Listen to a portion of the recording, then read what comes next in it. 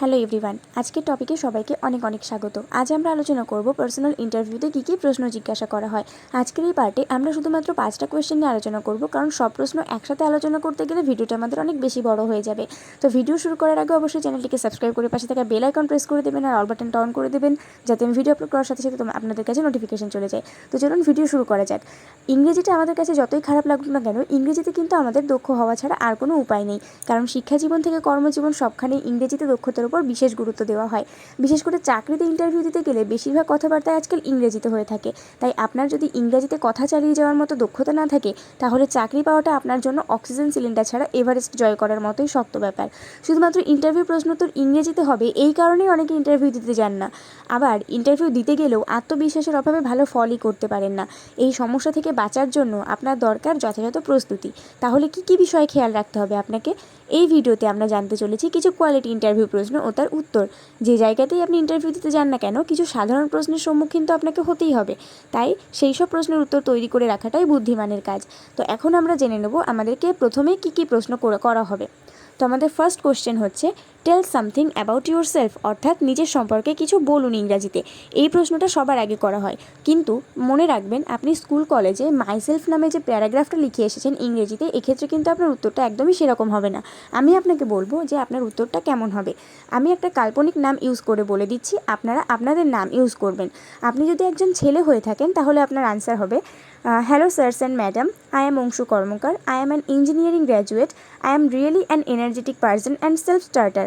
What I mean by self-starter is that in the past I have loved being independent and taking on new project and developing my fresh ideas. যদি আপনি মেয়ে হয়ে থাকেন তাহলে এখানে আপনি বলবেন hello sirs and madam, I am Tamasha Karmakar, I am an engineering graduate, I am really an energetic girl and self-starter. বাদবাকি আমি যা বলেছি সব একই রকম থাকবে। আপনি এক্ষেত্রে আরও দুটো সেন্টেন্স আপনি অ্যাড করতে পারেন। I have always loved designing and building or creating things, so I suppose it's natural I became a designer. হয়তো বা আপনি শিক্ষকতা নিয়ে ইন্টারভিউ দিচ্ছেন, তাহলে সেক্ষেত্রে আপনি বলতে পারেন I have always loved researching and teaching, so I suppose it's natural I became a teacher. তো এইভাবে কিন্তু আপনি যে কাজটা করবেন সেই কাজের উপর আপনি কথা বলবেন। আমাদের সেকেন্ড কোয়েশ্চেন হচ্ছে where do you see yourself in 5 years, আপনি 5 বছর পর নিজেকে কোথায় দেখছেন। এই কোয়েশ্চেনটার উত্তর আপনাদেরকে অনেক বুদ্ধিমত্তার সঙ্গে দিতে হবে। 5 বছর পর আপনি নিজেকে কোথায় দেখছেন সেটা আপনাকে মনে মনে প্রথমেই কল্পনা করে নিতে হবে। মনে করুন আপনি 5 বছর পর নিজের কোনো একটা ব্যবসা খুলতে চাইছেন, তাহলে সেক্ষেত্রে আপনি কি উত্তর দেবেন। অনেকেই আমরা বুঝতে পারি না যে এই উত্তরটা আমরা কি দেব, কী বিষয়ে কথা বলবো, কিন্তু এই উত্তরটা আমরা খুব সুন্দরভাবে দিতে পারি। প্রথমেই আপনাকে যেটা বলতে হবে সেটা হলো the most important thing is that I continue to develop in my career. প্রথমেই যেটা সবথেকে গুরুত্বপূর্ণ সেটা হলো আমি আমার কেরিয়ারে এগিয়ে যেতে চাই। I am the kind of person who needs new task to stay focused. আমি হচ্ছি সেরকম ধরনের একজন মানুষ যার ফোকাস থাকার জন্য অনেক নতুন নতুন কাজের প্রয়োজন। I might even start my own business because that is something I have always wanted to do. আমি 5 বছর পরে নিজের একটা ব্যবসা শুরু করতে চাই, যেটা আমি সবসময়ের জন্য করতে চেয়েছিলাম। তো এটা হচ্ছে আপনার 5 বছর পর যদি আপনি ব্যবসা নিয়ে কিছু প্ল্যান করে থাকেন তার জন্য। এবার মনে করুন আপনি 5 বছর পর কোনো কিছুর একটা উদ্যোক্তা হতে চান, নিজে কিছু একটা করতে চান। তো তার জন্য আপনাকে বলতে হবে the most important thing is that I continue to develop in my career, I am the kind of person who needs new tasks to stay focused. I might even become an entrepreneur because this is something I have always wanted to do. এইভাবে আপনি যদি একজন উদ্যোক্তা হিসেবে নিজেকে 5 বছর পর দেখতে চান, তাহলে এইভাবে আপনাকে এই উত্তরটা রিপ্রেজেন্ট করতে হবে ওনাদের সামনে। সবসময় মাথায় রাখবেন ইন্টারভিউতে আপনি যে ধরনের কাজ করতে গেছেন সেই ধরনের কাজের উপরেই কথা বলবেন। তারপরে আমাদের 3 নম্বর কোয়েশ্চেন হচ্ছে হোয়াট আর ইউর স্ট্রেংথ, আমাদের শক্তি কী। আমরা যে এত এনার্জেটিক হয়ে কাজ করব সেই কাজের শক্তিটা কী।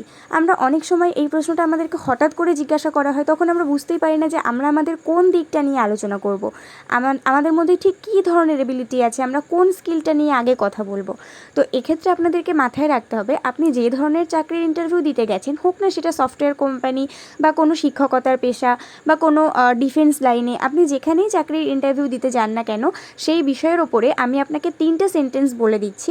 জাস্ট 3টে সেন্টেন্স আপনি যেখানেই ইউজ করবেন, আপনি সেখানেই আপনার ইন্টারভিউর এই প্রশ্নের উত্তর সুন্দরভাবে উতরে যেতে পারবেন।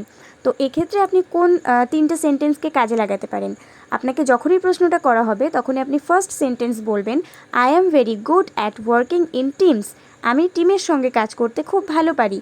সেকেন্ড কোয়েশ্চেন আপনি বলবেন, সেকেন্ড আনসার আপনি যে লাইনটা দেবেন বলবেন সেটা হচ্ছে I am very good at solving problems. আমি প্রবলেম সলভ করতে খুব ভালো পারি। তার থার্ড যে লাইনটা আপনি বলবেন সেটা হলো I am very good at multitasking. আমি অনেকগুলো কাজ একসঙ্গে করতে পারি।